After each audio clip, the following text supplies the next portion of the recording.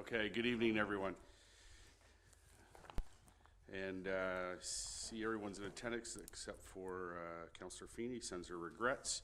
I've got some opening remarks. The public meeting is being heard by the City Council Planning Advisory Committee, and public notice has been given in accordance with the Planning Act. The non-elected members of the Planning Advisory Committee are Mr. John Beltutis, Mr. David Joyce, Ms. Catherine Brown, and Mr. Paul Jennings. Citizen appointees may ask questions and participate in the discussion in order to assist in making recommendations to City Council, but may not make motions or vote in connection with the public meeting. If a person or public body does not make oral submissions at a public meeting or make written submissions to the Planning Committee or City Council before the bylaw is passed, the person or public body is not entitled to appeal the decision of City Council or the Ontario Land Tribunal.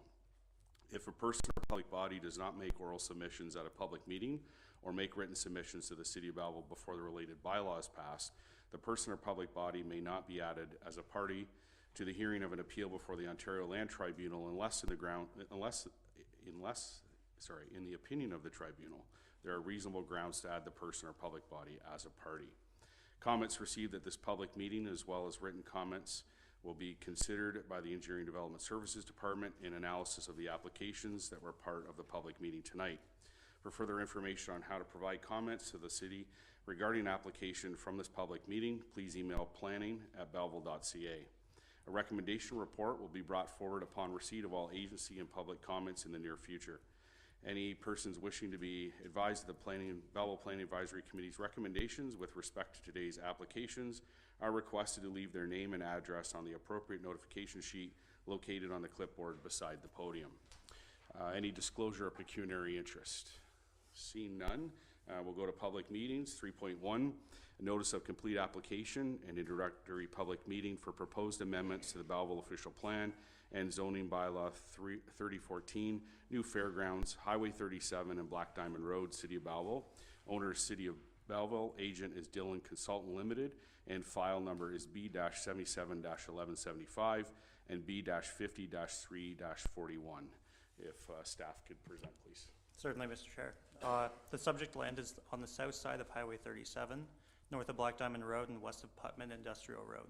The applications for an official plan amendment and zoning bylaw amendment have been initiated by the City of Belleville.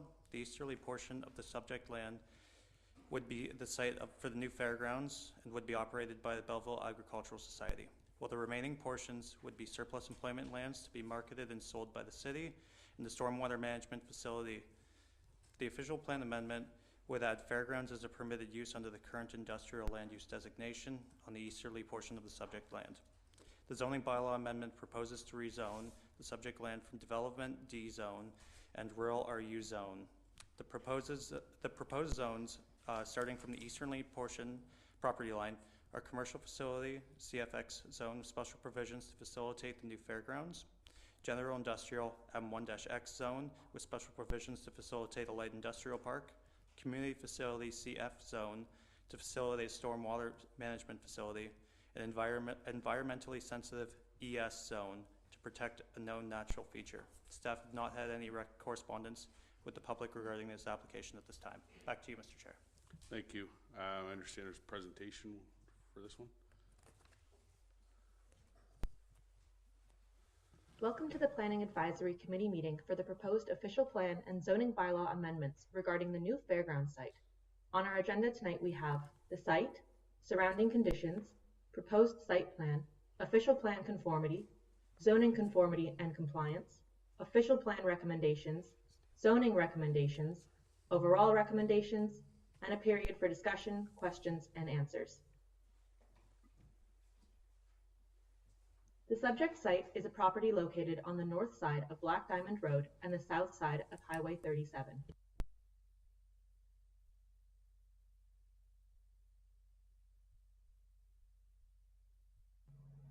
Based on a review of aerial photography, it appears that the site is immediately bordered to the north by mostly agricultural land, to the south by service commercial and agricultural processing and vacant land, and to the east by a stockpiling operation.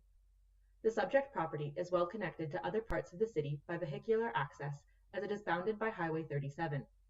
It is in proximity to Black Diamond Road, but the street does not currently extend fully to provide access to the property. Proposed for the eastern portion of the site is the new fairgrounds development. A road connection from Black Diamond Road is needed in order to access the fairgrounds site. The site plan for the new fairgrounds includes the proposed development of the site does not conform with existing. There are 2 zoning categories applicable. There will be 1 proposed change to the official plan, 1 amendment to the body of the OP document.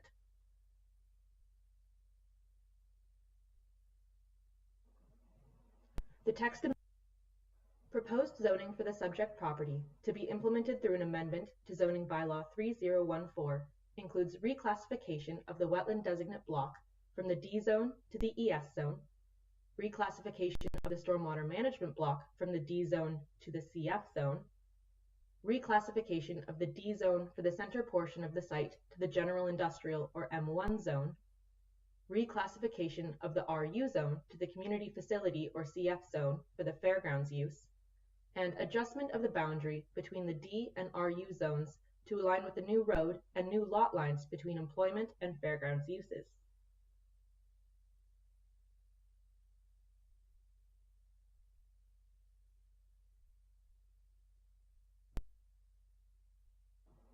Notwithstanding anything to the contrary within this bylaw, the following definitions apply within the M1-X zone. A series of definitions are provided in the text that facilitate development under the current Thurlow zoning bylaw that would also reflect the range of land uses likely coming forward in the city's new zoning bylaw in anticipation for the future. Those uses include those listed on this slide.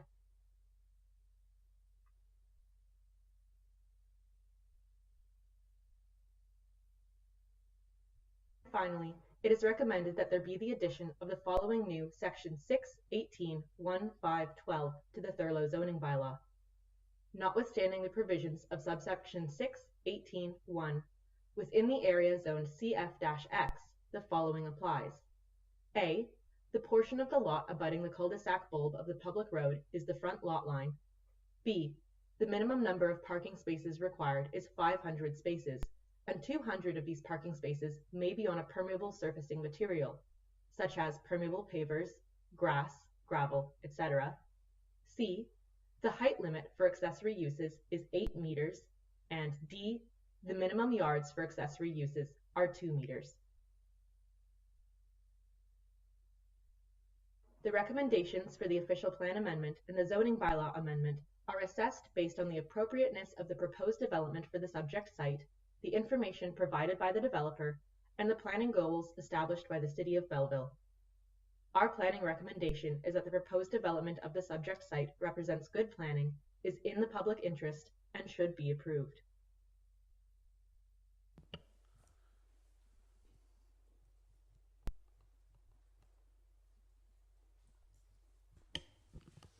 Through you, Mr. Chair, I just wanted to note that unfortunately Dylan wasn't able to attend tonight. Dylan was hired on behalf of the city for this application.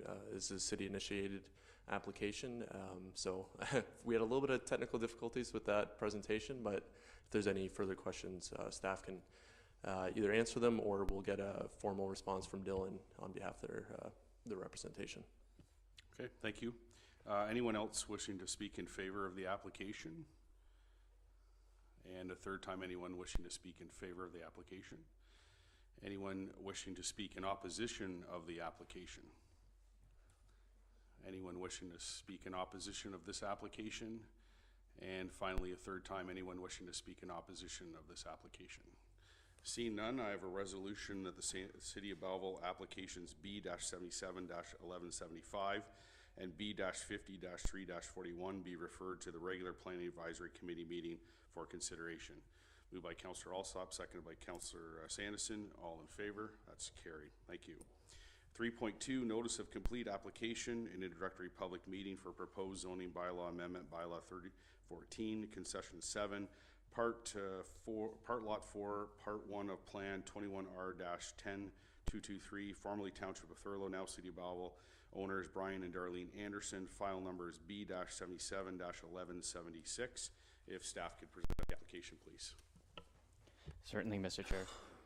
The subject land is on the south side of Zion Road, north of Old Madoc Road, and west of Betty Road. which contains a wetland across the center of the property and is vacant.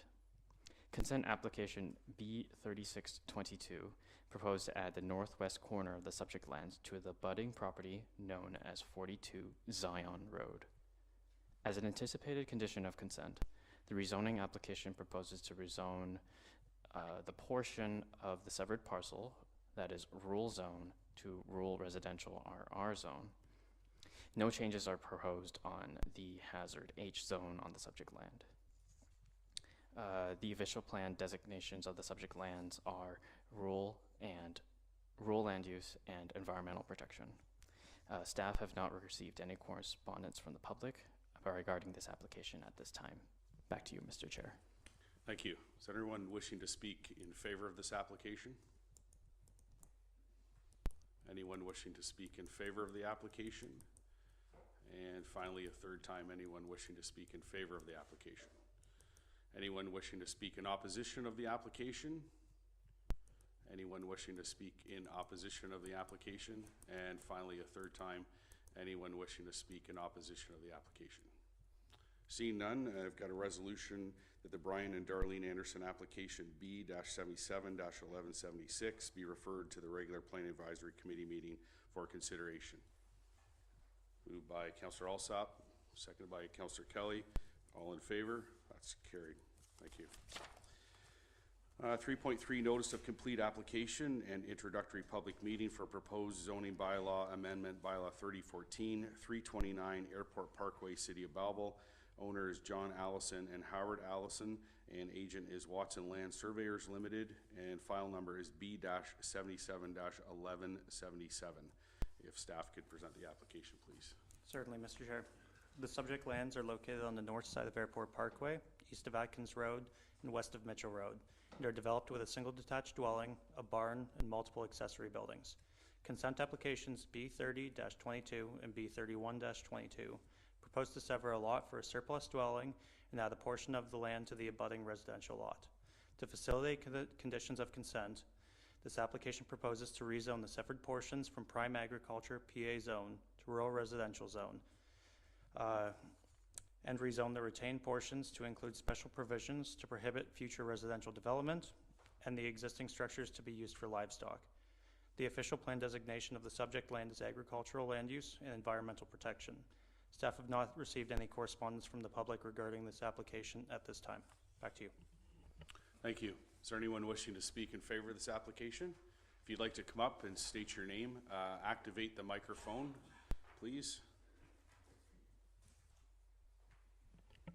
Good evening. My name is Jennifer Matthews. I'm from Watson Land Surveyors, and we're the agent on file, and I'm happy to answer any questions if there is any tonight. Thank you. Any questions from committee members? No? See none? Thank you. Anyone else wishing to speak in favor of the application? Anyone else wishing to speak in favor of the application? Anyone wishing to speak in opposition of the application? Anyone wishing to speak in opposition of the application? And finally, a third time, anyone wishing to speak in opposition of the application? Seeing none, I've got a resolution that the John Allison and Howard Allison application B-77-1177 be referred to the regular Planning Advisory Committee meeting for consideration. Moved by Councillor Sanderson, seconded by Councillor Kelly. All in favor? That's carried. Thank you. 3.4 Notice of Complete Application and Introductory Public Meeting for Proposed Zoning Bylaw Amendment Bylaw 10245, 228 Dundas Street East, City of Belleville. Owner is Metamore Inc. and file number is B-77-1178. If staff could present the application, please. Certainly, Mr. Chair. The subject land is located on the northeast corner of Bleecker Avenue and Dundas Street East, which is an arterial street and is developed within an existing three-story building. The existing NH-4 zone permits a special care residential facility. However, the definition of this use limits the use to senior citizens.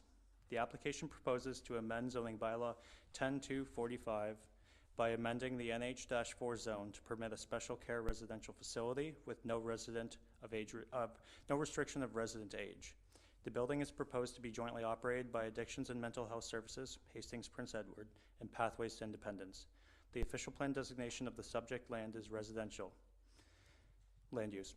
Staff have received correspondence from 6 members of the public at this time regarding this application, which will be addressed and assessed in a future staff report. Back to you. Thank you. Is there anyone wishing to speak in favor of the application? Anyone wishing to speak in favor of the application? Anyone wishing to speak in favor of the application? Anyone wishing to speak in opposition of the application? Please come forward and activate the microphone and provide your name.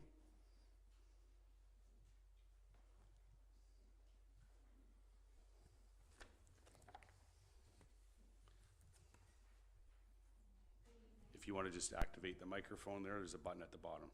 There you go. All right. Good evening. My name is Chantal Faubert.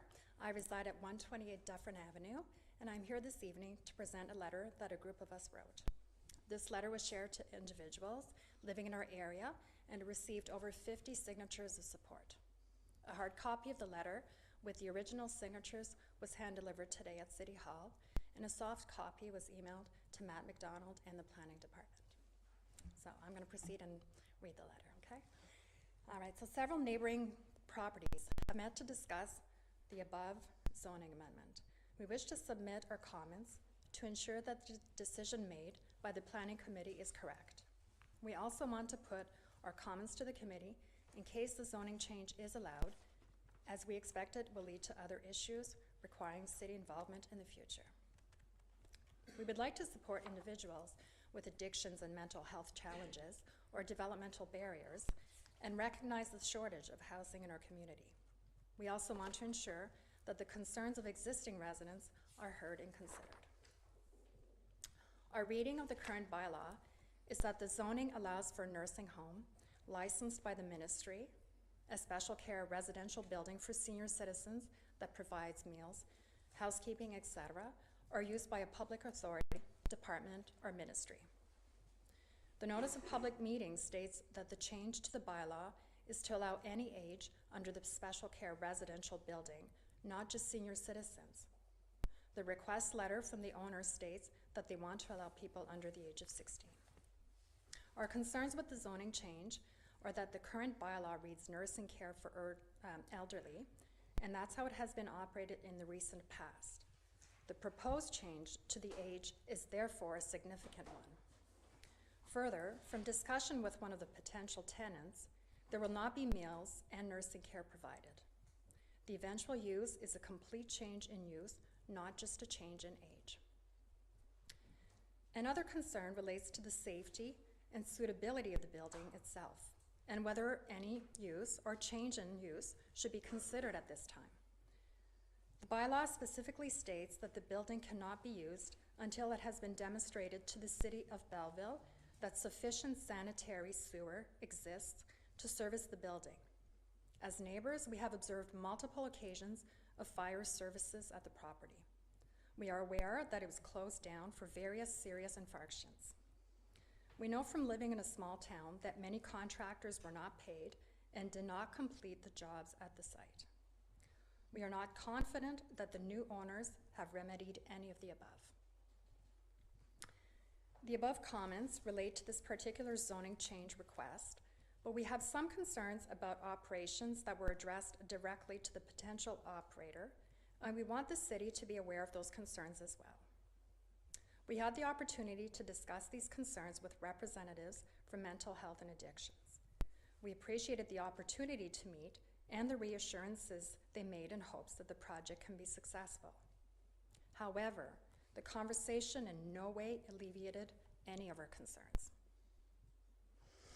Group living and safety. A concern was raised with respect to 67 people, and potentially more, living in close quarters while trying to negotiate a mental health or addiction struggle. These struggles are seen on Belleville streets already at an increasing pace. We are concerned with their safety and our property, and we are concerned the stress of this living arrangement will spill beyond the boundaries of this property. We would add that the building itself is only 6 meters from adjoining residential lots. The tenants. A related issue that the residents are covered by the Residential Tenancies Act, RTA. So if someone is causing trouble either in the building or to any outside neighbors, the operators will have to go through the very slow and often unsuccessful RTA process. There are some types of nursing care where the RTA eviction process is different and can be achieved with greater ease. Smoking. The yard surrounding the building is small. There's a raised patio in the back where previous occupants smoked in great numbers, close to neighboring properties, requiring those residents on Dufferin Avenue to keep windows closed throughout the summer months. Privacy. Current fencing along adjoining properties is grossly inadequate given the building's proximity, 6 meters, and height of 3 stories. Parking. With the proposed severance of the parking lot to the north of this facility for the purpose of further development and densification, can we be assured that there will be adequate parking for residents and staff of both buildings? Consultation.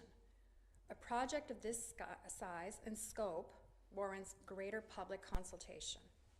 A better process should be followed with more time allowed for residents in the Old East Hill to thoroughly understand the proposal and potential implications prior to any potential approval.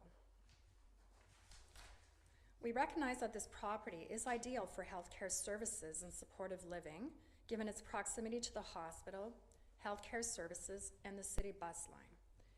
The existing zoned use for seniors or supported nursing care makes sense.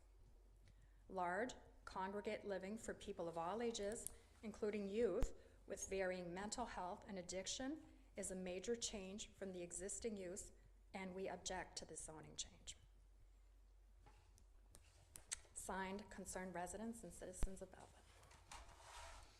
Okay, thank you for that. Before you depart there, in case there's any questions from community members, that's Okay. the lucky part of being at the podium. You may get a question or two. Okay. Any questions, Councillor Kelly? Thank you, through you, Chair. Chantel, thank you for the presentation. You mentioned that you had a conversation with the individuals behind moving forward with this new opportunity for individuals. How many times did you meet? Once. As a group. So it was you and your neighborhood, I think, trying to see how this played out, speaking to the individuals that were or are behind potentially moving forward with this. Is that how it worked? Yes. Okay, so you mentioned a couple of things.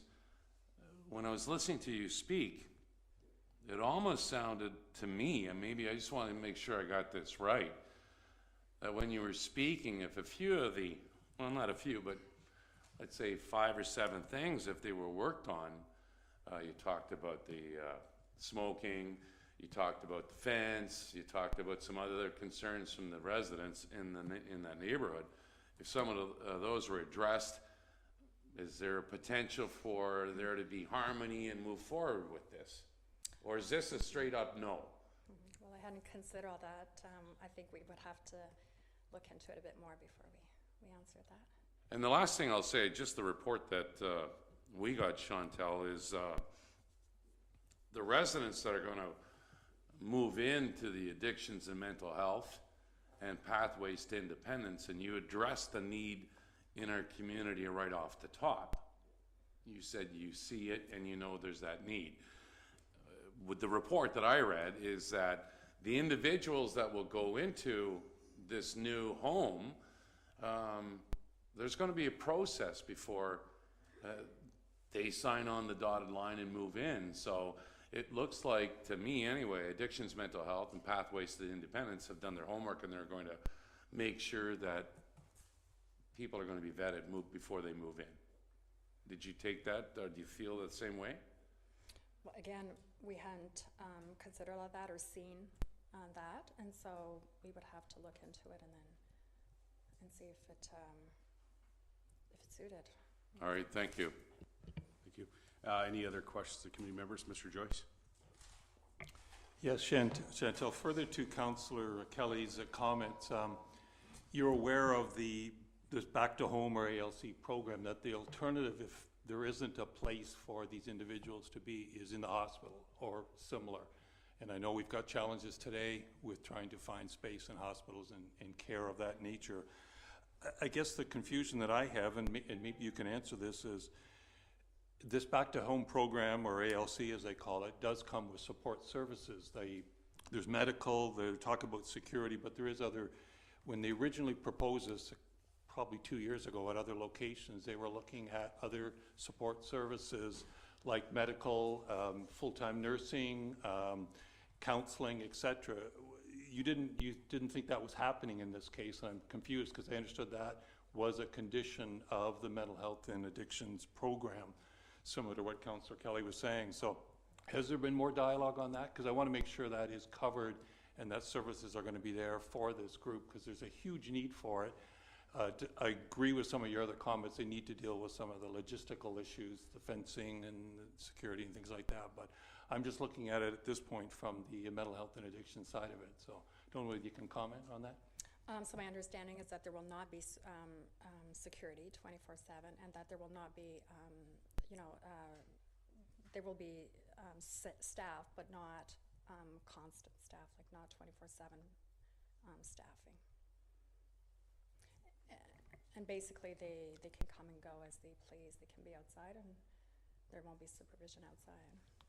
So there won't be supervision, but there will be services there, health and mental. That I can't speak on. Okay, I guess that's an important question we should probably get answers to, just so we know what they're intending to use. Because my understanding was that they were going to have other social and community services as part of the wraparound for this program. It wasn't originally at this location, it was another location, but so I just need clarification to that through the chair. Okay, staff, do you want to make comment, please? Yes, through you, Mr. Chair. I actually believe the applicants, or sorry, not the applicants, but the potential leasees are here tonight, so I know they're willing to answer some questions. I don't know if anyone from Addictions Mental Health is able to answer some of those staffing questions. So just before you come, I want to just pause for a moment here. Chantal, you made a comment just about process and consultation, and it's important that all the information's there for the community to consider. There's background reports here today. This is the very front end of this application, and you will hear some decisions made, some resolutions made, but I want to be very clear to yourself and to other people in the gallery, for the purpose of this public meeting, the decisions are not making a decision on the actual application. We're just moving along in process. And part of the resolution a little bit later that you'll hear in the second portion of the meeting is that the motion includes that all this be sent to staff to be reviewed, assessed, and addressed. So every single comment that's being made, every single concern that's being outlined will be investigated and brought back to this committee before it goes to for decision, and then on to City Council for decision. So I want to just put that cautionary remark out there that if you hear some resolutions passed today, we're not making a decision on this application today. Okay? Do you have anything else for the committee before you vacate there, and I'll have the other person come up? No, that's okay. fine. Thank you so much. thank you for your submission. All right, thanks. If you'd like to come up to the microphone there, I think you got some.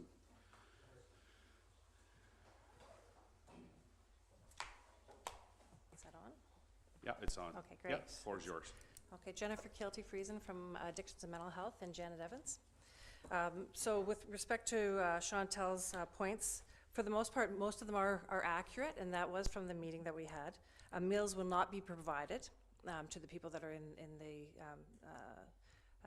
rooms that or the units that are being provided. They're expected to create their own, or to do their own. There's also a joint kitchen in the basement where they can learn how to cook, and that's supported. We are covered by the Residential Tenancy Act, so that is also accurate. There is also the questions, as Councillor Kelly brought up, around the smoking and the adequate parking. Those are certainly things that need to be addressed. In terms of youth, we do not support people under the age of 16, and we don't anticipate having anybody under the age of 24 in this facility. With respect to the staffing, there is 24/7 staffing in the units that we have, and we are suggesting 40 units within the first 2 floors And Darlene McKenney is here from Pathways, and she can speak to the top floor, which is where Pathways will be. But there is 24/7 staffing, either by an RN or an RPN. And then in addition to that, there's addiction counselors, mental health case managers, residential counselors, and Janet knows the, PSWs, yeah. as well as we would have access to nurse practitioner for unattached patients. And people are not under an order, so they can come and go as they choose. Thank you. Turn my microphone on. Ms. Brown.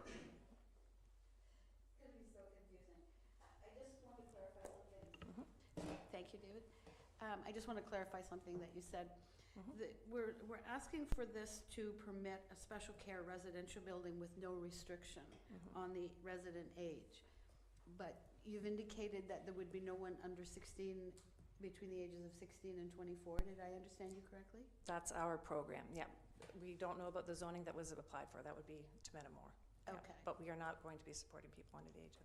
Is there the potential that Pathways for Independence, and I realize you can't speak for them, but is Pathways for Independence expecting that there would be residents in or around the age of 16 or under? You can I ask for them too? Yeah, we can have them up next. Do you have anything else for? No, Okay. that's great, thank you. Any other questions, Councillor Kelly? Through you, Chair, just a quick question. With Addictions Mental Health and Pathways to Independence coming together on this, potentially, has there been a model? Has this worked somewhere else in the city that we could do, look at and see what their successes or challenges are? Is this new? I'm not aware of something identical to what we're proposing to do.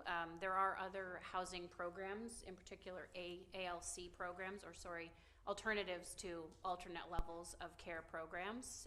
There's one operated out of CAMH in the Toronto area. There is a large supportive residential program at Addictions and Mental Health Services, Kingston, Frontenac, Lennox, and Addington. I'm not sure of their bed numbers. I've made an inquiry. I haven't had a response back yet. Last question.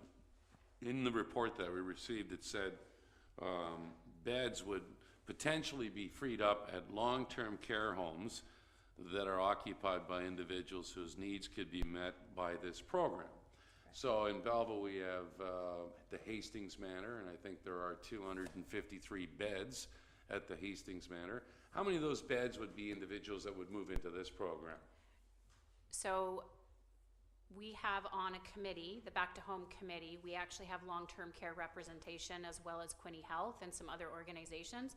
So I can't give you an actual number of the beds that would be freed up, but the beds are predominantly for individuals who are occupying the alternate level of care beds in Quinte Health and long-term care whose needs might facilitate that placement, but whose age doesn't make it appropriate. And just final thoughts. I know long-term care, I think the wait, and Councillor Sanders would support me on this, is it 3 to 4 years? You're on a waiting list to get into a nursing home. So there could be, with the movement, this could help. All right, thanks. Thank you. Any other questions from community members? Mr. Joyce? So since you're up here, following up to some of my comments, why has it taken so long to land this program at this location? Because I've been involved outside of this for a couple years now, and it's been a while in, I guess, 2 other locations, so playing devil's advocate. Why so long? What's the challenges been to make it land? The program itself, the challenge has been the bricks and mortar. So the original proposal that was submitted cited property on Station Street with another vendor, and that didn't go through, and I understand there was a rezoning application, and I think it kind of fizzled out at that point. So realistically, the proposal was funded, it was approved, it was funded. The bricks and mortar is the sticking point, and it's really difficult to find this number of units in a building that is vacant or is a new build, because you can't just buy an apartment building that's filled and evict everyone for your purposes. So Not that we would do that, you can't do it, but we wouldn't anyways. Okay, no, I just wondered, I know you got to find a location, and Yeah. with the other services that we talked about, the 24/7 Yes. care and that, you need the space to do that, so, because I know there was one other location you were looking at also, so I'm hoping this is a project that can go ahead, but time will tell. Councillor Alsop. Yes, thank you, Chair, and thank you both for being present to answer some questions for us tonight. My question relates to what I've read in the report here, that these units are intended not to be transitional but permanent housing. Can you speak to that and how that might affect nearby residents? In terms of the effect that it would have on the nearby residents, the fact that they're permanent, they're not a transient population that we're looking to serve. These are individuals who have probably been in long-term care for a period of time, or who have been in hospital and are essentially residing in hospital for a long period of time. Having said that, there may be individuals who are well on their way to an alternate level of care designation but hadn't hit that point yet. And by that, I mean individuals who have needs that aren't met by any other program that's offered within Hastings and Prince Edward County other than this one, and they might be a potential tenant for the program. But the fact that they're not transitional, it allows the ability, or it creates the ability to have a sense of community and have individuals who are living there and may be living there for years until long-term care is appropriate for them. Great, thank you. Any other questions from committee members? Ms. Brown. Thank you for your presentation. I should have said that earlier. I'm aware that in the Altogether Housing Facility off Greater St. James, that Mental Health and Addictions has, I believe, 3 transitional units there? No, we don't have any in that facility. It's not, okay. I'd understood that it was through mental health, it's the Enrichment Center. Thank you, I apologize. Any other questions from committee members? Do you have any other housing models like this in Belleville or in the Quinte area? I don't know if this group is familiar, but Hastings County has the Home for Good program, which is located on Sydney Street, and Addictions and Mental Health Services has occupancy of the entire top floor. So there's 12 permanent units and 2 crisis beds, and we have offices right on site, and it is staffed 24/7 as well. So that operation would be very similar to what you're proposing here? Similar, except this is on a larger scale, obviously by numbers, but in terms of the support, it's a much higher level of support. The 24/7 at Sydney in the Home for Good building is residential counselors primarily, and then some other services that might come in to support the individuals, and those individuals' needs would be significantly lower. The project we're talking about right now, we've really ratcheted up the support model and included more of a medical model. Okay, so if I could, because when you hear the comment greater need, that will set alarms off. Could you describe what you mean by a greater need and how that need would be met through services? Okay, so that might be individuals who can't medicate themselves, so they require somebody to dispense their medication or administer medication in the case of an intramuscular injection, for example. It might be individuals who have, for physical or mental health or substance use related issues, difficulty with things like personal hygiene. So they may need somebody to provide some assistance in keeping up their personal care, their grooming, their own space. They may have laundry requirements. They would need people perhaps to help them formulate a grocery list and go grocery shopping. So it's kind of everything that everybody else does in the course of their life. These individuals might need some specialized service to be able to hit the same goals, meet the same needs. Okay, great, thank you. Okay, thank you very much for your presentation. If we could have the representatives from Pathways come to the microphone and describe your program, it would be appreciative. Good evening, you have the floor. Okay, good evening. I'm Darlene McKenney. I'm the CEO at Pathways to Independence. You might just have to move your microphone. Yeah. Good evening. Is that better? Louder, please. I'm the CEO at Pathways to Independence, Darlene McKenney. So we are currently investigating this opportunity with Metmore and to work with Addictions and Mental Health to lease the 3rd floor, the top floor of the building. Should we move forward with the lease? It would be my intention that it would be a fully staffed, 24 hours a day, 7 days a week program. People with developmental disabilities or acquired brain injuries would reside there. Again, they would receive supports and services based on what their needs are, typically medication monitoring and dispensal. They would require help with daily living skills, and it would be my hope that we would provide meals for the people that we support in this building. Okay, thank you. Any questions from committee members? Ms. Brown? So, thank you for being here today. Is Pathway for Independence anticipating that there would be anybody under the age of 16 in this facility? Pathways to Independence supports adults only, 18 years of age and over. Okay, thank you. Any other questions from committee members? I just have one. Do you have other similar operations in the city? And if so, where? So we have a variety of supported congregate care sites in the city. We operate about 30 different homes. We also have partnerships with Hastings County at the Home for Good building, as well as we have other nonprofit housing units with Hastings County that we operate. Okay, you said over 30 locations. Yes. Okay, thank you. Okay, any other questions from committee members? No? Thank you very much for coming forward. Thank you. Is there anyone else wishing to speak in opposition of the application? That's where I left off.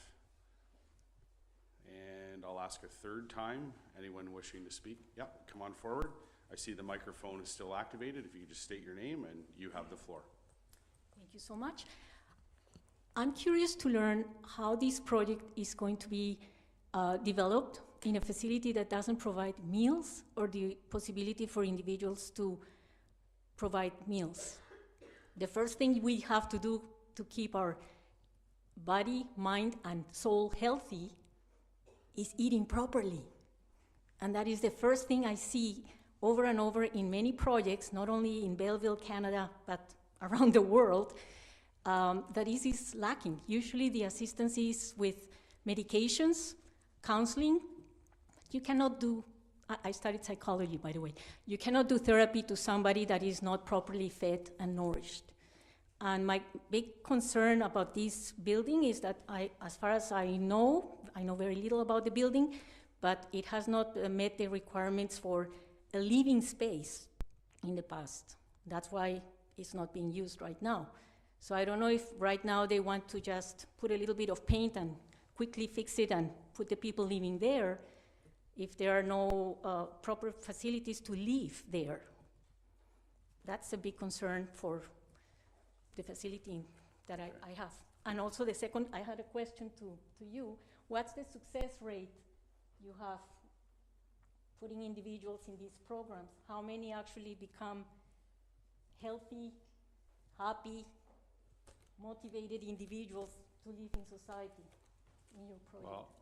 Well, you could pose that question and perhaps maybe you could get the answer after. Okay. What I can't have is a dialogue from the podium to the gallery. The public meeting needs to be forward-facing. But we have heard your concerns over the meal cooking. Now, from what I understand in the presentation earlier, that there was going to be a larger meal cooking facility in the basement for people who want to learn how to cook and assist with cooking. And then there's also cooking available in the individual units, is what I heard. So it sounds as though there's going to be a little bit more of a renovation inside to allow for people that are independent enough to cook, and then those who can't, there will be some meal provision and assistance there. But as for a success rate, perhaps you could speak to the proponents after and learn more about their program. Sure, thank you. Is there anyone else wishing to speak in opposition? Yeah, if you come forward and state your name, and you have the floor. My name is Ruth Menard. I live on Bleecker Avenue. I'm listening to the proposal. I'm hearing that, to me, it sounds like the company wanting to develop the site and Pathways to Independence have some major differences in how they see the facility being used. I hear contradictions there. I disagree with the potential to free up long-term beds in long-term care. I think that that's absolutely a pipe dream. The care given at a place like Hastings Manor is outstanding, and I don't think that anybody in their right mind who managed to get into a facility with that level of care and access to medical care and a doctor and meal provision and everything else would be willing to leave it. So I think that the argument that there's potential to free up long-term care beds is absolutely unrealistic. I have some concerns about the actual physical location of the building.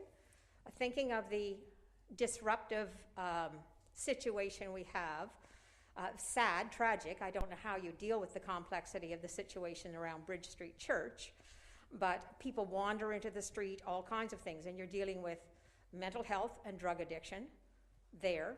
And Dundas Avenue, Dundas is Highway 2, and people who have cognitive challenges, cognitive limitations, that's a very busy highway to put, traffic is heavy, it's fast, and I just think it's a potential for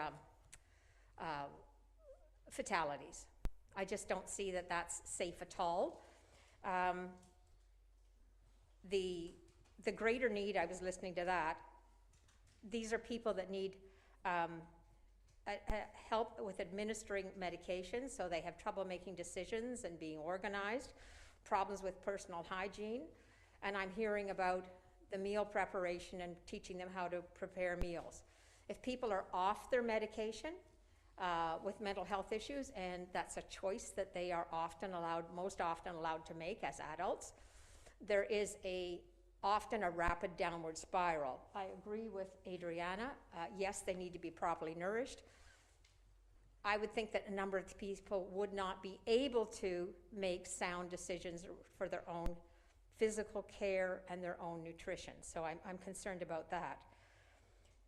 And as a resident, and I look at the mess that's around Bridge Street Church, and I know that St. Thomas Church had to have environmental cleaning come in to deal with the needles and all the problems and pollution that they had there.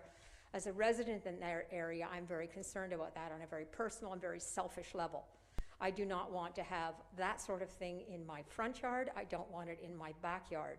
And so I would wonder, given that that is a potential to happen, because some of these people, if they have mental health issues and drug addiction, are not in full control of their faculties, how does this facility, Pathways or whoever is going to be running it, plan on dealing with the disruption and the potential danger to residents? So that's a concern I have, and I realize it's selfish, but that's the way it is. And I think probably more people may not want, it's not politically correct, but it's very real. Thank you. Okay, thank you. Sorry, before you leave, just in case there's any questions from committee members. Absolutely. Yeah, Councillor Kelly. Yes, Mr. Miller. Thank you, through you, Chair. Ruth, thanks for your comments tonight. I was taking notes, and I don't know you, but I could be wrong. Maybe you have a career or a past in the health sector. I'm not too sure. You sound like you know your stuff. With your comments, what do you suggest? Because this is obviously an issue in the city, and we're at the planning committee, but you are a longtime resident, I take it. What do you suggest the city do then? I don't know. I realize it is a very, very complex situation. The situation at Bridge Street Church, it was started with the very best of intentions. It has morphed. It has taken on. I know downtown cities, the downtown core of cities, have a tremendous problem with an unsavory element. It's reached the point, I certainly don't walk down Bridge Street in that area. I avoid it because of the people that are, I feel very uncomfortable around it, and sometimes I feel quite threatened. So I don't know how the city manages to deal with it. And as I see it, part of the challenge is that the people who have some of the mental health issues that they've got, so when they go off their medication, then their lives spiral out of control to some degree or quite a bit, and they're not required sometimes to get back on their medication until things go really wrong. And they have to be perhaps taken into protection and back into a hospital situation in order to be put back on their medications and regulated. And in the meantime, it's difficult for them, and it's not something I know how to deal with, and I realize it's a difficult situation. I don't know how we're going to deal with it. I do not think I think very strongly that that particular location, compounded by the heavy traffic and fast traffic on the Bleecker Speedway, because that last block is quite fast, and also on Dundas, is potential for a tragedy. Thank you. Any other questions from committee members? No? Thank you very much for your comments. Thank you. Anyone else wishing to speak in opposition of the application? Yeah, come on forward. I see a hand at the back, and then I'll come over to the other side here. Everybody will have an opportunity. I won't cut anybody off. My name is Tren Leonard. I live on Dufferin Avenue. I've lived in Belleville all my life. We are already dealing with problems with people with mental health because of Dufferin being directly opposite the hospital. People coming up the street late at night, agitated, screaming, whatever, and you're pulled out of bed. You got to get up and look to see, are they coming in on your property? What are they doing? Within the last 3 years, someone actually did break into our porch. I woke up in the morning, the porch was damaged. I went out, we had to pay to fix that porch. There was drug paraphernalia in my backyard. I don't know where they came from. I know that there were people down in the old bug house area, like you hear them yelling and screaming profanities. So we're dealing with that. We're also dealing with people on our street that have mental health problems. They're not in any facility, but they live there. And it's a problem. Cops up there 25 times, pull out of bed at 2 in the morning listening to the profanities and the screaming back and forth. It's going on. And we also have another neighbor who's a bully and is bullying an older man beside us. And it's wrong. These are people who need mental health assistance. I don't see anything in this plan that says if you come in here and are a resident of here that you will take the treatment that's being offered. We're going to rent these out to you. Is there a contingency that you will participate in some sort of support, or is it their option? It does affect us, and we spent money on our homes. And you need to listen to us when we tell you that. We're not being selfish. We pay taxes. We look after our properties. We bought there for a reason. So we do have a voice. And I know there's a problem, but when you figure out your problem and solve it in some way, you better start looking at where you're putting these things, because you don't want to create another problem in your neighborhood. And as I said, we're dealing with that all the time. Okay. So yeah, I'm upset about it. Okay, thank you. Any questions from committee members? No? Okay, thank you for your comments. Anyone else wishing to speak in opposition of the application? Yeah, come on forward.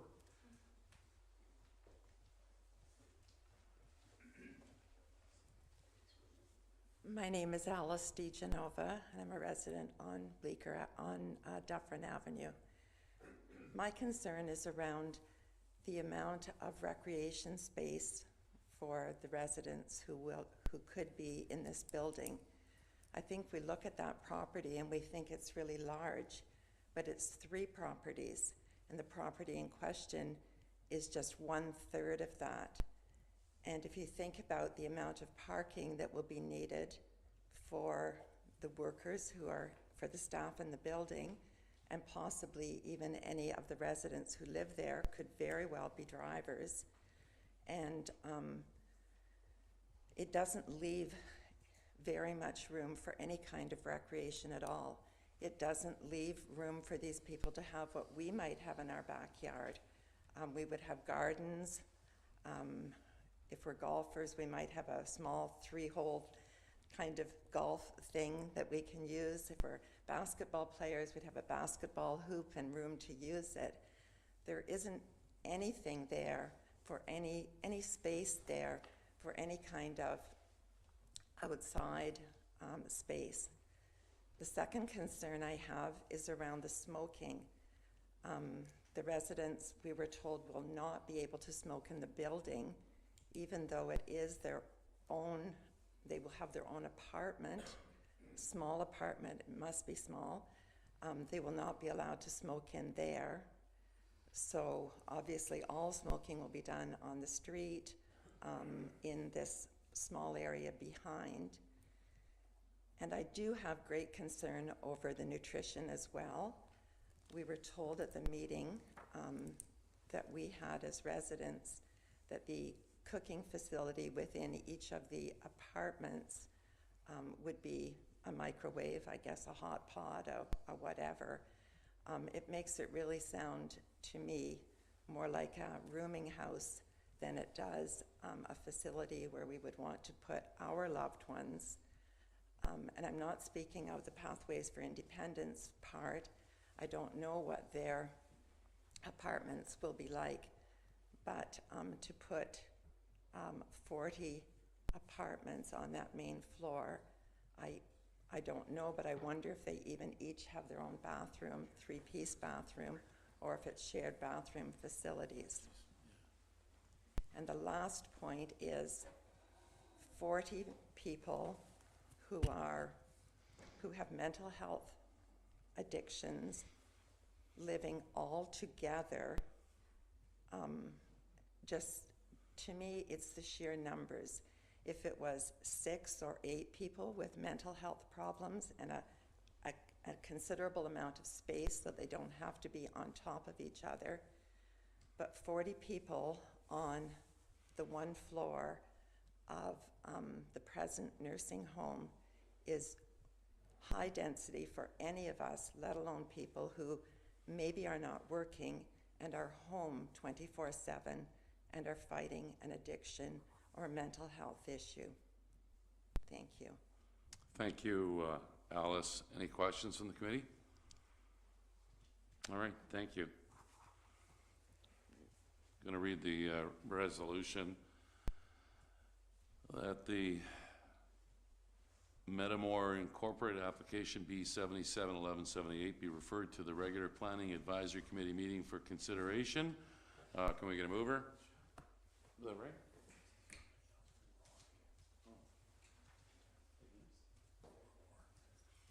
Sorry about that. We're just going to backtrack here. Anybody else for or against? All right, thank you. We'll let Councillor Chair Carr take over. Thank you. Where am I? No one else wants to speak in opposition? Okay, I've got a resolution that the Metamor Inc. application B-77-1178 be referred to the regular Planning Advisory Committee meeting for consideration. Moved by Councillor Alsop, seconded by Councillor Kelly. All in favor? That's carried. Motion to adjourn this portion of the meeting. Councillor Alsop, Councillor Sanderson, all in favor? That's carried. Moving on to the Plan Advisory Committee meeting. Everyone's in attendance except Councillor Feeney, sends her regrets. Any disclosure of pecuniary interest in general nature thereof. Reading and confirmation of the minutes. 3.1. Resolution is that the minutes of the City Council Planning Committee meeting and Planning Advisory Committee meeting held on October 3rd, 2022 be approved. Moved by Councillor Alsop, seconded by Mr. Baltutis. All in favor? That's carried. Thank you. No deputation. Correspondence. A motion to receive correspondence received in the City Clerk's office. Moved by Ms. Brown, seconded by Councillor Sanderson. All in favor? That's carried. If I could just ask the public to quietly depart, thank you. We're still conducting the meeting. Referrals from the public meeting. 6.1, notice of complete application and introductory public meeting for proposed amendments to Belleville Official Plan and Zoning Bylaw 3014, New Fairgrounds, Highway 37 and Black Diamond Road, City of Belleville. Owner is City of Belleville. Agent is Dillon Consulting Limited. File numbers B-77-1175 and B-50-3-41. Resolution is that report number PP-2022-56 dated November 7th, 2022 regarding notice of complete application and introductory public meeting for proposed amendments to the Belleville Official Plan and Zoning Bylaw number 3014 as amended. The new fairgrounds located at the northeast corner of the intersection of Highway 37 and Black Diamond Road, City of Belleville, County of Hastings be received as information and that staff report back at such time as input from the public, commenting agencies, and municipal departments has been received, assessed, and addressed to the satisfaction of the Engineering Development Services Department. Moved by Mr. Jennings, seconded by Ms. Brown. Any questions or comments? Seeing none. Oh, sorry, Mr. Joyce. So just a point of clarification, we're proving the zoning and the changes and all that, but when I drove by there, there's a significant amount of developments already started there. I assume that is the sanitary sewer, road, et cetera, that wasn't subject to this, that were, in other words, that maybe should have been approved before we got into that part of it. I just want to kind of get the horse before the cart here. Sure. Yeah, Director Ashley.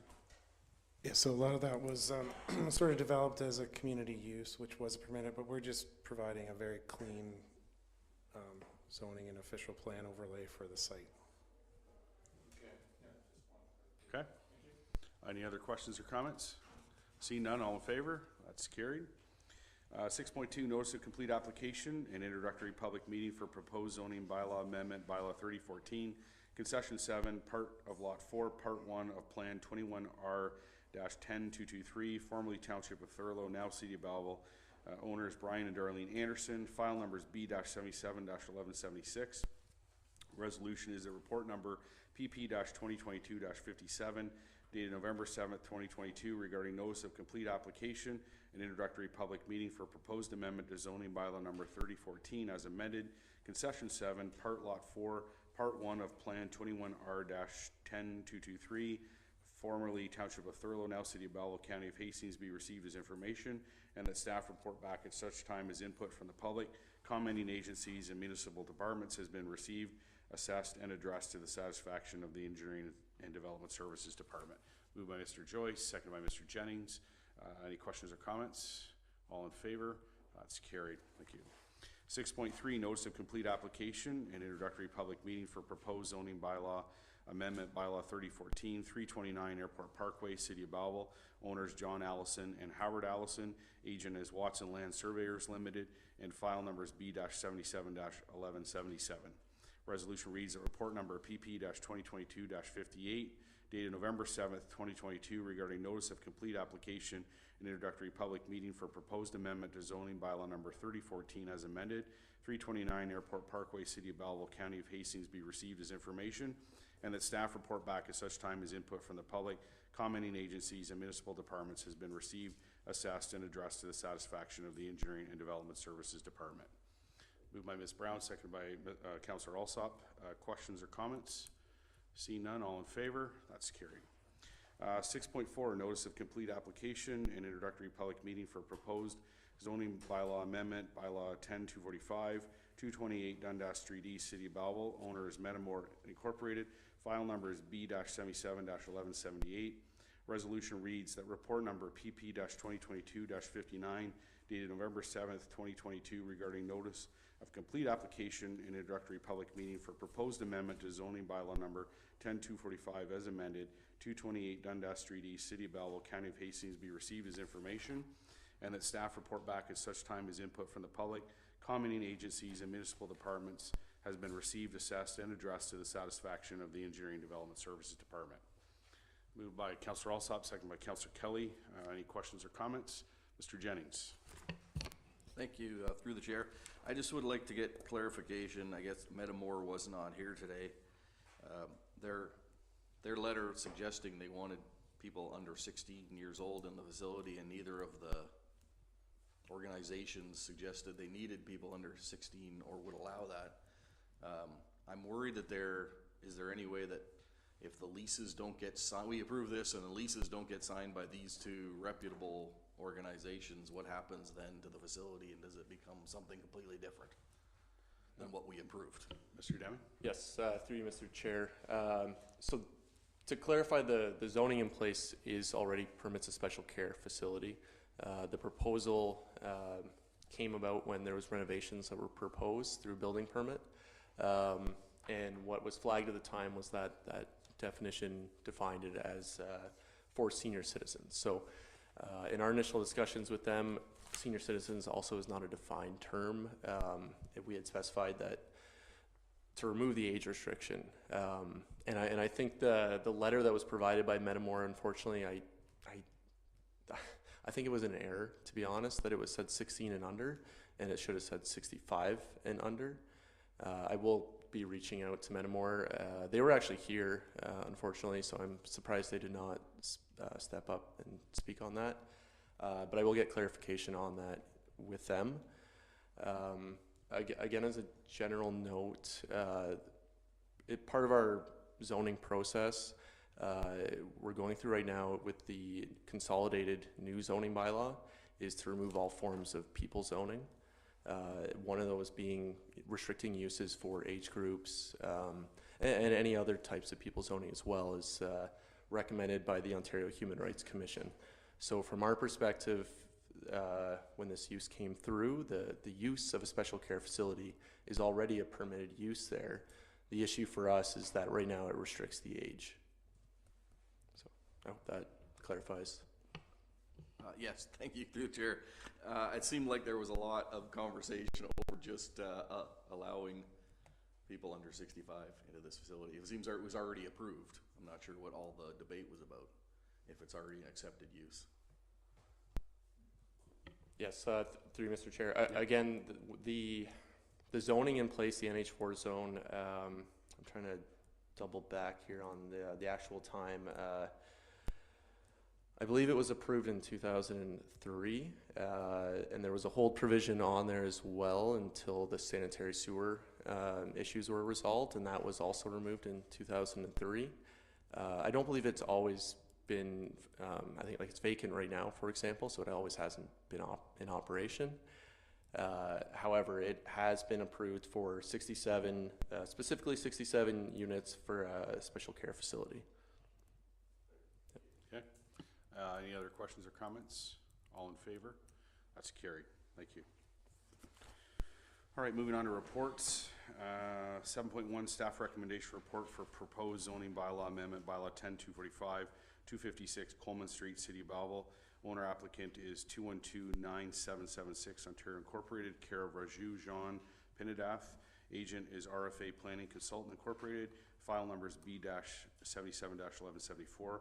Resolution is the Planning Advisory Committee recommends the following to City Council: that application B-77-1174 be amended, to amend the City of Belleville zoning bylaw number 10-245 as amended for 256 Coleman Street, City of Belleville be approved as follows: that zoning bylaw number 10-245 as amended be amended to rezone the subject lands from non-retail commercial C5 zone to residential fourth density R4-60 zone with a special provision to recognize the existing front yard depth of 2.09 meters. Moved by Mr. Joyce, seconded by Mr. Baltutis. Any questions or comments? Seeing none, all in favor? That's carried. Thank you. 7.2 staff recommendation report for proposed zoning bylaw amendment, bylaw 3014, 217 Clearview Road, City of Belleville. Owners Paul Martin, Denmar Mechanical Incorporated. File number is B-77-1173. Resolution is the Planning Advisory Committee recommends the following to City Council: that application B-77-1173 to amend the City of Belleville zoning bylaw number 3014 as amended for 217 Clearview Road and 9556 Highway 62 City of Belleville be approved as follows: that zoning bylaw number 3014 as amended be amended to rezone the subject lands from prime agricultural PA zone, rural RU zone, and development D zone to residential RR zone and rural RU zone and rural RU 32 zone with special provisions to permit limited agritourism uses as accessory uses to a main farm use with a maximum lot coverage and building floor area and a required landscape buffer. Moved by Councillor Sandison, seconded by Ms. Brown. Any questions or comments? Seeing none, all in favor? That's carried. Thank you. 7.3 staff recommendation report, zoning bylaw amendment, bylaw 3014, 20 Blessington Road, City of Belleville. Owner applicant is 2706684 Ontario Incorporated. Agent is Bruce McCall, Richmond Glen Schnarr and Associates Limited.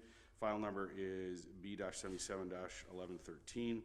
Resolution is the Planning Advisory Committee recommends the following to City Council: that application B-77-1113 to amend the City of Belleville zoning bylaw number 3014 as amended for 20 Blessington Road, City of Belleville be approved as follows: that zoning bylaw number 3014 as amended be amended to rezone a portion of the subject land from prime agricultural PA zone to general industrial M1-35 zone with special provisions to restrict the permitted uses to a warehouse, distribution facility with an accessory office and a self-storage establishment, add definitions for each use, grant relief of the required parking and maximum driveway width, increase the minimum landscape open space, minimum front yard depth, minimum interior yard width, minimum interior side yard width abutting residential zones uses, and minimum rear yard depth, and prohibit truck parking within 70 meters of an abutting residential zone and use. Moved by Mr. Baltutis, seconded by Councillor Alsop. Any questions or comments? Mr. Jennings. Thank you, through the chair. I still have some questions about the emissions and the noise studies. The updated reports that I read talk about limiting speeds and idling times and putting signage up, hoping that somebody will turn their truck off after 60 seconds. And it seems to me like we're putting a whole lot of burden on the owner and the residents to control the emissions on this site as opposed to the planning to control the emissions. So that kind of concerns me a little bit. And even the noise study, the WSP noise study, is based on numbers provided, I believe, by the applicant on the number of trucks they expect to be on that site. And their results statement even says, we recommend more accurate information before making this report. Then they go on and give us a report that says it's acceptable levels. So I'm not sure how, once we go through this stage, how do we go back when the noise is too bad or the fumes are too bad? How does that work? And I think that's yeah, I think that's all I had. Those two concerns. Okay, are you looking for an answer on these, or? If there was one. Yeah. Does staff want to? Yes, through Mr. Chair. When we have applications such as this that come in, the avenues that we can make for providing planning recommendations is requiring supporting studies, such as a D6 land use compatibility study, the noise impact study, the two examples that were requested in this situation. When we got the results, we had both of them peer reviewed. They were both peer reviewed 3 times. Each time we went back to the consultants that provided the studies to provide updates and answer the questions from the peer review. And it wasn't until we had the consultants that did the peer review satisfied that we finally accepted them. Going through the planning, the rationale, you know, that we rely on those studies because, you know, we can only be experts in so much. In terms of how we can go back, I mean, we have the site plan control. That's how we will implement a lot of these requirements. But it's these studies that we rely on. Thank you. Yeah, actually, it's not the studies I'm questioning. I fully believe in the engineering that made the studies. It's the studies are based on input, which could be completely wrong. The number of vehicles that the company claims are going to be at the site. That seems to me to be the problem. Nobody looked into that statement. And the other one, again, I was worried about was the emissions, was the 60-second idling time. So it specifically was modified, I think, in the 3rd report to add the 60-second limit on idling time. So I think that expert was acknowledging there could be an emissions problem. And yet, you know, is somebody going to go out and tell the truck to turn off after 60 seconds? And if they don't, does the residents call after 5 minutes and complain, and then the police comes and stops them from idling? You know, it just seems like a really strange recommendation. We recommend you don't idle for 60 seconds or more, implying it's dangerous, but then there's no way to enforce it. Through you, Mr. Chair, I mean, it's a difficult thing to argue, for sure. When it comes to the number of vehicles, I don't think there's anyone else we can get that information from other than the applicant. In terms of the control mechanisms for the idling,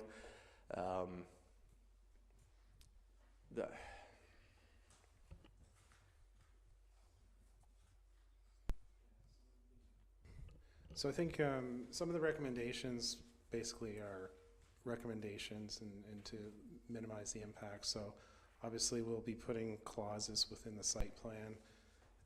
We can follow up enforcement upon that, but you could say that about a house or anything that's built sort of idea. So the scale, so I think at the end of the day, you do have to trust that the person who is developing the property is providing the right information and that they are going to follow up on the recommendations of the studies that they paid for. Okay, sorry, not to belabor the point. Is there any way that we can restrict then the vehicle traffic to what the numbers they've given us? Or can we trigger a new study and possible modification of the use if suddenly they start having 500 trucks a day?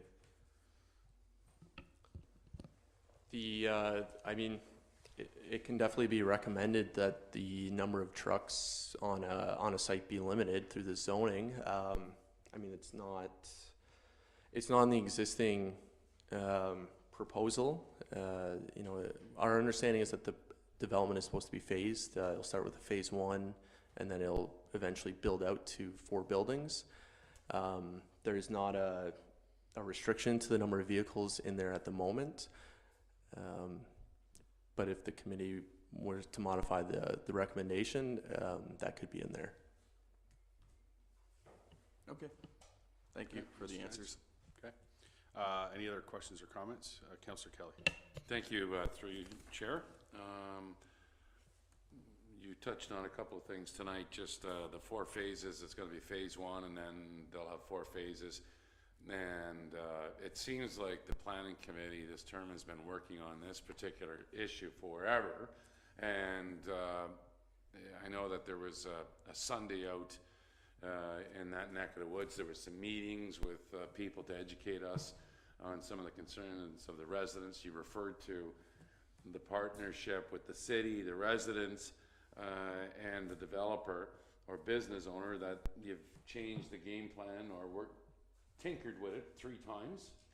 So how much, because, you know, we've heard from the residents and they've been quite vocal, how much influence or conversation pieces has the residents in that neck of the woods had in as far as being where we're at and first of 4 stages with this potentially new business? Mr. Downing? Through Mr. Chair, so just so I'm clear on your question, so how much impact has the public's input reflected to this? Okay. I mean, right off the start, I would say the initial application did not include a land use compatibility study. It did not include a noise impact study. Following the initial round of consultation with the public, we requested both documents. We followed up with a second public meeting once we received a revised plan. And once we received both those studies, we vetted them thoroughly through the peer review. I understand there's some concerns over all the recommendations that came from them, but you know, 3 peer reviews through a private consultant, we felt comfortable once they agreed to that, and really all that stemmed from the initial public consultation on this. Any other questions or comments? Councillor Alsop? Yes, thank you, Chair. And sort of to follow up to that question that was asked by Councillor Kelly as it relates to the level at which the resident feedback was taken by the planning department and factored into what we have before us today. I noticed here special provisions request to add the definitions for each use, reduce required parking, increase the maximum driveway width, and to increase the minimum requirements for landscaped open space, front yard depth, interior side yard width abutting residential zones and uses, and rear yard depth, and prohibit truck parking within 70 meters of an abutting residential zone use. So would you consider those to all be different ways that concessions have been made to benefit residents on this project? Through Mr. Chair, yes, actually, and I'm glad you followed up with that. The revised application actually exceeded some of the recommended provisions. I believe the land use compatibility study stated that truck traffic shouldn't be within 20 meters of the property. They followed up with a 70-meter setback on there. The berm was also added and extended to buffer that space as well. All of the provisions greatly exceed what the general industrial zone normally asks for by quite a significant amount. Further to that, the landscaped open space was modified on a number of occasions. It was originally at 35%. The final proposal came through at 50% of the property, which is significantly an increase there, and that was, again, to address the public comments. Great, thank you. Councillor Sanderson. Thank you. Through the chair, so the most recent meeting with the residents was held a week ago Sunday, and from the committee, Ms. Brown, Mr. Carr, and myself sat down with residents, and it's certainly not clear to me that they have received a response to the input that they gave to the committee. And I'm wondering, I've got a couple questions. So the first question would be, is this the forum by which we're providing official feedback, or has it occurred in some other fashion? Through you, Mr. Chair. Response to public feedback can come in a variety of ways. There are some residents that provided direct questions, and we have followed up with them. Myself this week with a couple emails with one resident going back and forth just to answer their questions. Also, our report, that is our response to that. When we have questions that come in, as it was stated earlier in this meeting, our goal is to answer those questions.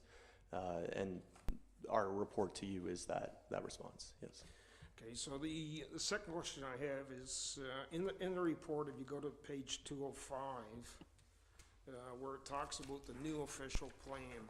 So again, this was a point of contention, that the application had been submitted under the previous official plan, and that the zoning should be considered in that regard. And yet, in this document, it talks about the fact that although the new official plan is not yet approved and not determinative, staff have reviewed and considered the policies of the new official plan for this application. So it sounds like we're grandfathering forward into the new official plan, for lack of a better terminology. And I just wonder if you can add some clarity around that for me, Thomas. Mr. Kemi? Yes, through you, Mr. Chair. No, it's a great question. The time of the application that came in, it was June 3rd, 2020. And at that time, our existing official plan was still very much in effect. It wasn't until November 28th, 2021 that council adopted the new official plan, which is still at the ministry for their approval, so it's not technically in effect.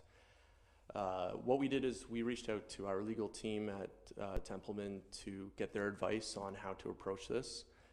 They provided us with a number of case law examples that we could look at. What we found was that the way the tribunal has routinely looked at this is what's referenced as the clergy principle. And essentially that is, at the time of the application, that is what information is the most valid. It's, if we reviewed it on a moving target basis, it doesn't provide a level playing field to any applicant. At the time this application was made in 2002, the policy changes that are in the new official plan were not even written. So from our perspective, we needed to evaluate it on what the policy was of the day. There are examples of tribunal decisions that they have looked at what that new official plan said.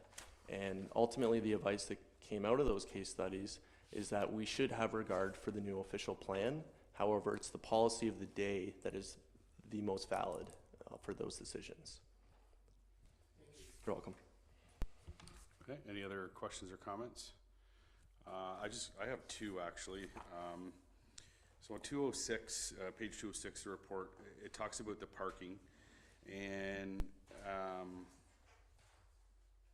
indicates that considering this development is intended to be phased development, this approach will permit the required parking to increase as the property develops. Staff supports the proposed minimum parking requirements, which will allow more land to be maintained as landscaped open space. My question is that as it gets phased out and more parking increases, does that open space landscape diminish? Yes, to you, Mr. Chair. No. So the 50% would be a hard cap and a requirement throughout the development. Our understanding is that as it gets built out, they will reach the 50% they're allowed to have. So initially, it may be 75% landscaped open space. That number, of course, is an example, but over time, as the property builds out, obviously they would use more land for parking. Under the existing parking requirements, they would have to do that parking immediately to provide that number. By doing it this way, it does allow for that phased development, but ultimately that 50% is, that will be always there. Okay. My next question, and it's kind of in the same vein as Mr. Jennings, with respect to the site-specific measures. Typically, when we see a development occur, whether it's residential, commercial, or otherwise, there's decisions made, and then the city inherits the follow-up issues. So I'm just envisioning if this proceeded, there's some suggestions here that the speed limit be reduced, the idling issue. I can envision it now that this development, if it were to occur, I'm going to get a call as a councillor from that area regarding the fact that vehicles are speeding in there or are causing, creating dust or idling for too long, banging into the back of the loading dock. And I'm just saying, and this doesn't matter where it is, but because we get those now, how do you enforce that stuff on private property? On private property is, there will be a challenge. I think we were already discussing that. Yeah. In terms of the speed limit, for example, just in the near vicinity, if we can start from off the property, the MTO regulates that area. They've provided comment on this application. There was a traffic impact study that was provided with this as well. That has been reviewed by our development engineers to their satisfaction. In terms of the inner workings of the interior of the property, it would be through site plan control that we would look to implement those policies. So when you put it in through site plan control, and so then how is that enforced? By law? Then we'll go out and observe, take statements. How does it get resolved, I guess is the question I'm looking at. Sure. We would be looking at if it was in the site plan to gain compliance, so we would have Templeman sort of discuss that, or we would discuss that with them, and then we could look at having Templeman take legal action to gain compliance. But I think at this point in time, we would be looking at them to comply with the recommendations voluntarily. I think that's the first step that we look at with everybody. Yeah, no, thank you, and I certainly appreciate that. It's just, I know over time through experience that it usually gets to a point where some enforcement, and then how do you enforce on private property? So that was one concern. Thank you. Any other questions or comments? If not, I'll call the question. All in favor? 1, 2, sorry, hands up. Or motion fails. 1 second.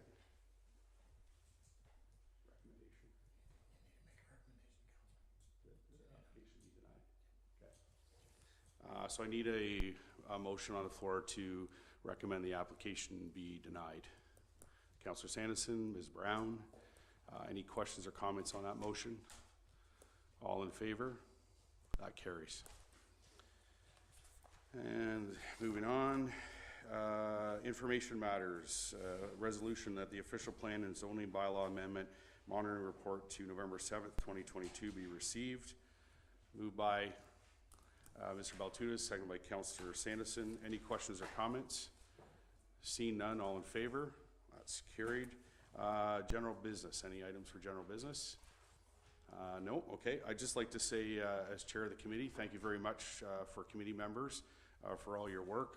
We've certainly reviewed a lot of applications. I think on the housing front, we zoned over 3,000 and some odd units over the course of this 4-year term. I had the number before, and I think it might have went up a bit, but it was 3,000 and some.